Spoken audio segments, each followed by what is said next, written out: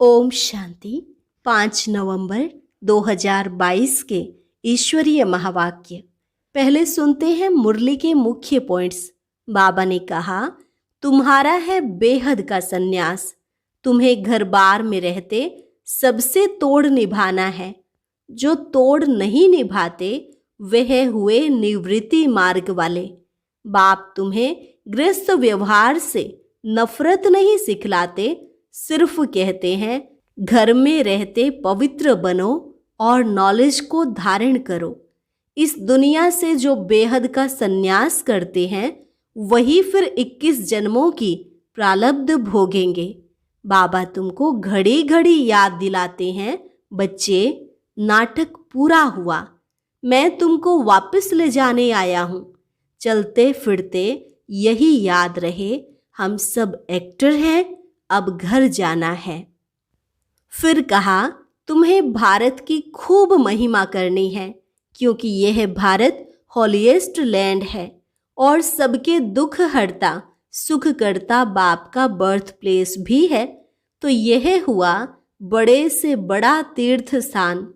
अभी तक बच्चों पर माया की ग्रहचारी बैठ जाती है, बुद्धि की लाइन भी क्लियर नहीं है, इसलिए विघ्न पड़ते रहते हैं।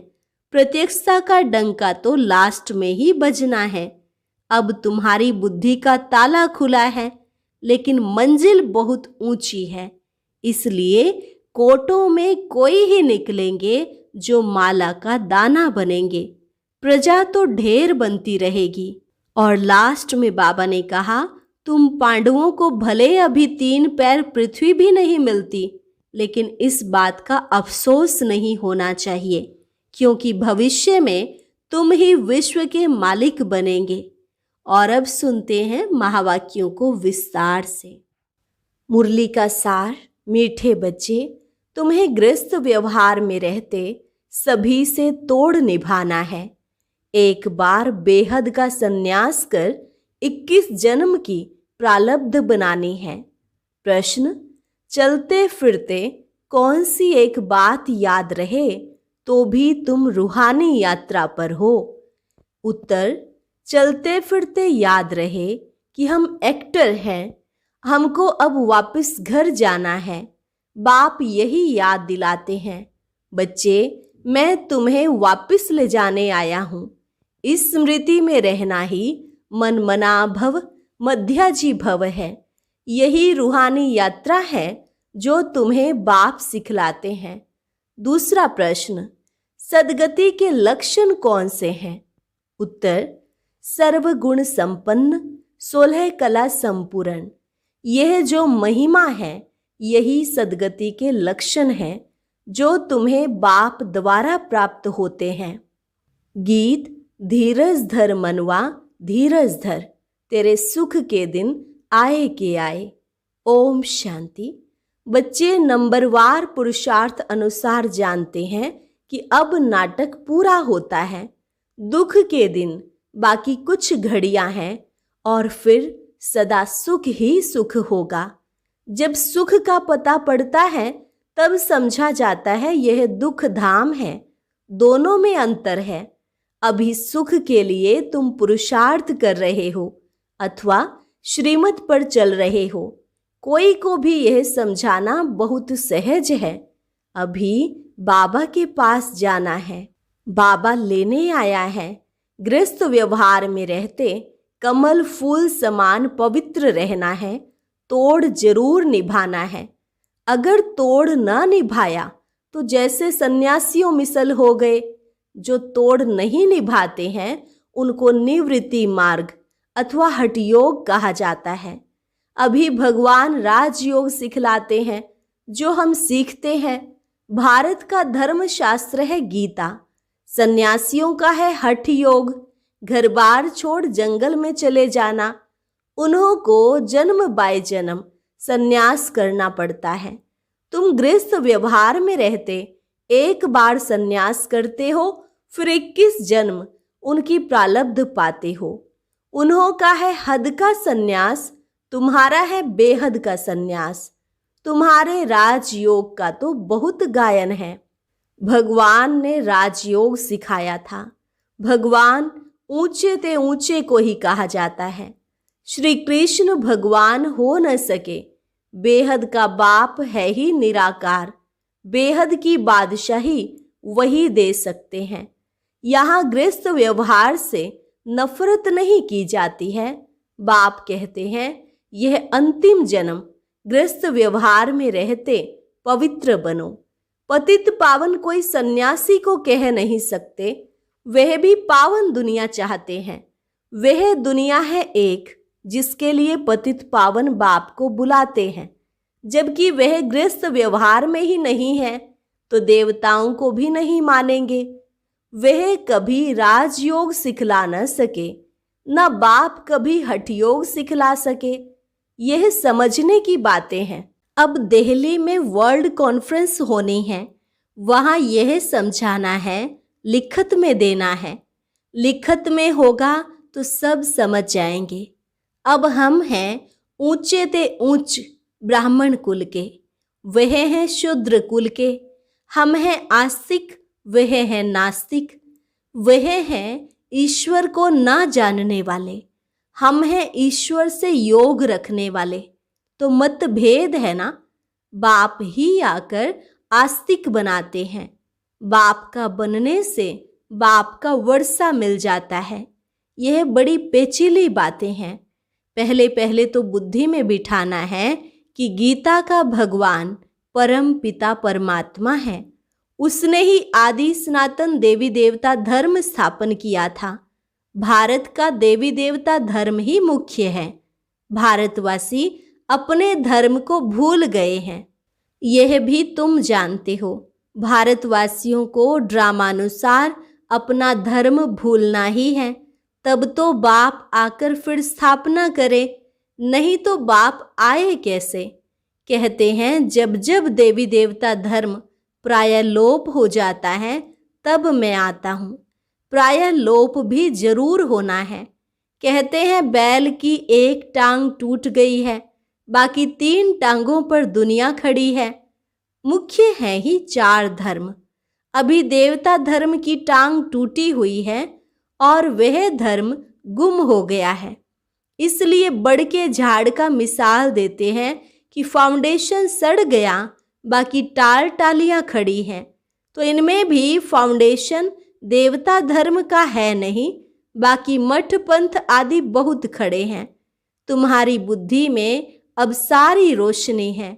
बाप कहते हैं तुम बच्चे इस ड्रामा के राज को जान गए हो कि सारा झाड़ पुराना हो गया है। कलयुग के बाद सतयुग को आना है जरूर, चक्र को फिरना है जरूर।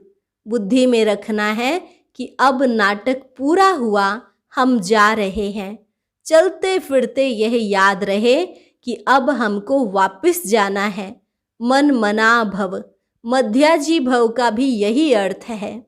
कोई भी बड़ी सभा में भाषण आदि करना है तो यही समझाना है कि परम पिता परमात्मा फिर से कहते हैं, हे बच्चे, देह सहित देह के सब धर्म त्याग, अपने को आत्मा समझ बाप को याद करो तो पाप दग्ध होंगे।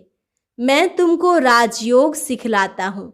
गृहस्थ व्यवहार में रहते कमल फूल समान बन मुझे याद करो, पवित्र रहो, नॉलेज को भी धारण करो।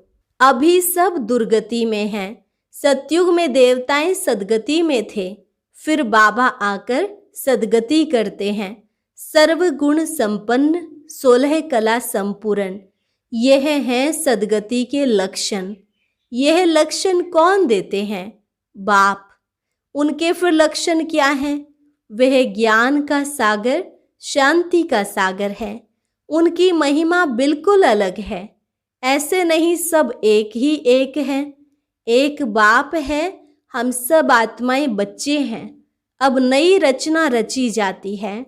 हम प्रजापिता ब्रह्मा की सब औलाद हैं, परंतु वो लोग इन बातों को समझ नहीं सकते।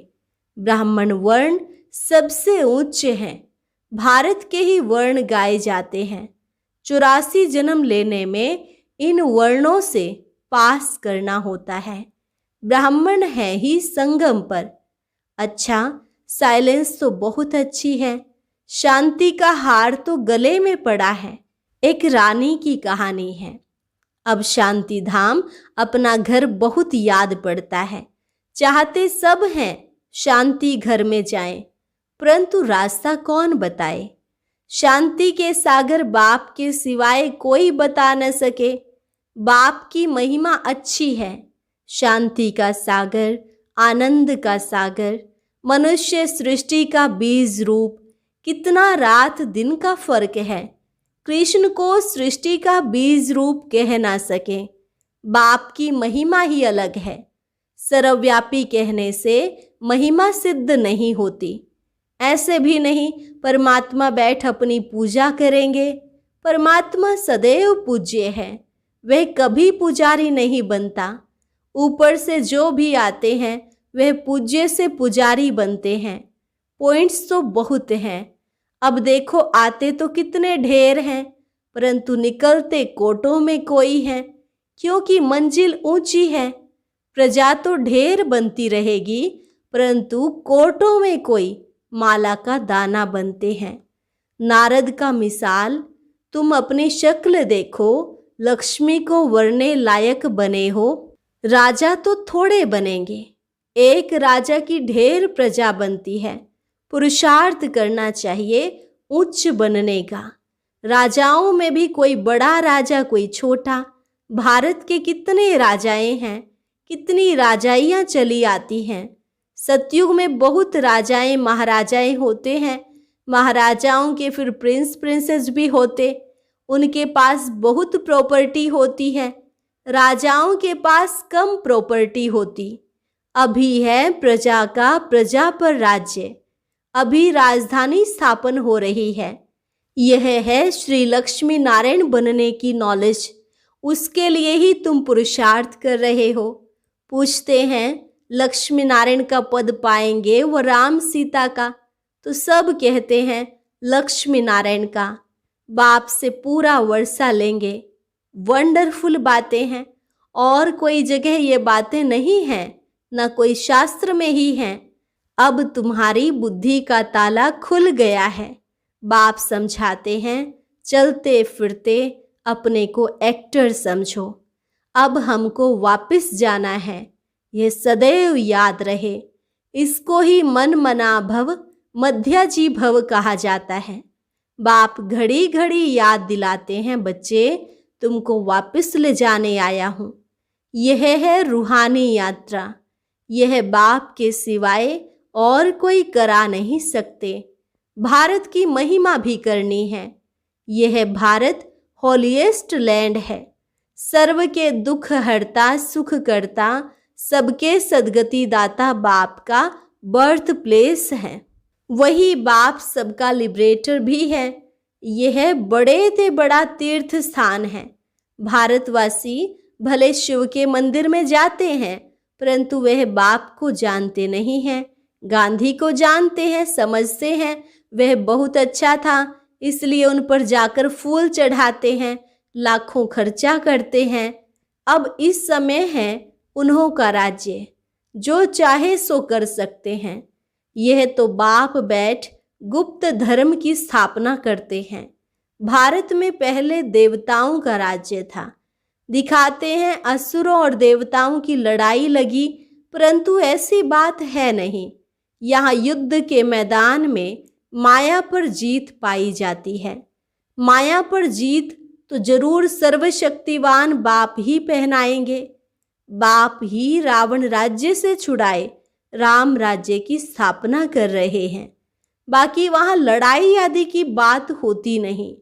अभी देखो मनुष्यों में शक्तिवान क्रिश्चियन लोग हैं, वह सब पर जीत पहन सकते हैं, परंतु वह विश्व का मालिक बने यह कायदा नहीं है। इस राज को तुम ही जानते हो। इस समय सर्वशक्तिमान राजधानी क्रिश्चियंस की है, नहीं तो उन्हों की संख्या सबसे कम होनी चाहिए, क्योंकि लास्ट में आए हैं। परंतु तीनों धर्मों में यह सबसे तीखा है, सबको हाथ में कर बैठे हैं। यह भी ड्रामा बना हुआ है। इन द्वारा ही फिर हमको राजधानी मिलनी है। कहानी भी है, दो बंदर लड़े, माखन तीसरे को मिल जाता है। वह आपस में लड़ते हैं, माखन भारतवासियों को मिल जाता है। कहानी तो पाई पैसे की है, अर्थ कितना बड़ा है। मनुष्य एक्टर होते भी ड्रामा को नहीं जानते, इस ज्ञान को समझते फिर भी गरीब हैं। साहूकार लोग कुछ भी नहीं समझते। गरीब निवाज पतित पावन बाप ही गाया हुआ है, अब प्रैक्टिकल में पार्ट बजा रहे हैं। बड़ी बड़ी सभाओं में तुमको समझाना है। विवेक कहता है कि धीरे धीरे वाह वाह निकलेगी, लास्ट मोमेंट में डंका बजना है। अभी तो बच्चों पर ग्रहचारी बैठती रहती है, लाइन क्लियर नहीं है, विघ्न पड़ते रहते हैं। जितना पुरुषार्थ करेंगे उतनी उच्च प्रारब्ध मिलेगी। पांडवों को 3 पैर पृथ्वी के नहीं मिलते थे, अभी का यह गायन है। परंतु यह किसको पता नहीं है कि वही फिर विश्व के मालिक बनेंगे। प्रैक्टिकल में तुम बच्चे अब जानते हो, इसमें अफसोस नहीं किया जाता है। कल्प पहले भी ऐसे हुआ था। ड्रामा के पट्टे पर खड़े रहना है, हिलना नहीं चाहिए। अब नाटक पूरा होता है, चलते हैं सुख धाम में। पढ़ाई ऐसी पढ़ें जो ऊंचा पद पा लेवे। अच्छा, मीठे मीठे सिकिलधे रूहानी बच्चों प्रति माता पिता बाप दादा का याद प्यार और गुड मॉर्निंग। रूहानी बाप की रूहानी बच्चों को नमस्ते। रूहानी बच्चों की रूहानी बाप दादा को नमस्ते नमस्ते, गुड मॉर्निंग। धारणा के लिए मुख्य सार, किसी भी बात का अफसोस नहीं करना है। अपनी बुद्धि की लाइन सदा क्लियर रखनी है। ग्रहचारी से अपनी संभाल करनी है। गृहस्थ व्यवहार से तोड़ निभाना है, नफरत नहीं करनी है। कमल फूल समान रहना है। आस्तिक बन सबको आस्तिक बनाना है। वरदान, बड़ी दिल रख, सेवा का प्रत्यक्ष फल निकालने वाले विश्व कल्याणकारी भव। बड़ी दिल रख, सेवा का प्रत्यक्ष फल निकालने वाले विश्व कल्याणकारी भव। जो बच्चे बड़ी दिल रख कर सेवा करते हैं तो सेवा का प्रत्यक्ष फल भी बड़ा निकलता है। कोई भी कार्य करो तो स्वयं करने में भी बड़ी दिल और दूसरों को सहयोगी बनाने में भी बड़ी दिल हो। स्वयं प्रति व साथी सहयोगी आत्माओं प्रति संकुचित दिल नहीं रखो। बड़ी दिल रखने से मिट्टी भी सोना हो जाती है, कमजोर साथी भी शक्तिशाली बन जाते हैं, असंभव सफलता संभव हो जाती है। इसके लिए मैं की बलि चढ़ा दो तो बड़े दिल वाले विश्व कल्याणकारी बन जाएंगे। स्लोगन, कारण को निवारण में परिवर्तन करना ही शुभ चिंतक बनना है। कारण को निवारण में परिवर्तन करना ही शुभ चिंतक बनना है। और अभी मातेश्वरी जी के अनमोल महावाक्य, तुम मात पिता हम बालक तेरे, तुम्हारी कृपा से सुख घनेरे। अब यह महिमा किसके लिए गाई हुई है? अवश्य परमात्मा के लिए गायन है, क्योंकि परमात्मा खुद माता पिता रूप में आए इस सृष्टि को अपार सुख देता है। जरूर परमात्मा ने कब सुख की सृष्टि बनाई है, तभी तो उनको माता पिता कहकर बुलाते हैं। परंतु मनुष्यों को यह पता ही नहीं कि सुख क्या चीज है। जब इस सृष्टि पर अपार सुख थे तब सृष्टि पर शांति थी, परंतु अब वो सुख नहीं है। अब मनुष्य को यह चाहना उठती अवश्य है कि वो सुख हमें चाहिए। फिर कोई धन पदार्थ मांगते हैं, कोई बच्चे मांगते हैं, कोई तो फिर ऐसे भी मांगते हैं कि हम पतिव्रता नारी बने। हर एक की चाहना तो सुख की ही रहती है ना। तो परमात्मा भी कोई समय उन्हों की आश अवश्य पूर्ण करेंगे। तो सतयुग के समय जब सृष्टि पर स्वर्ग है तो वहाँ सदा सुख है।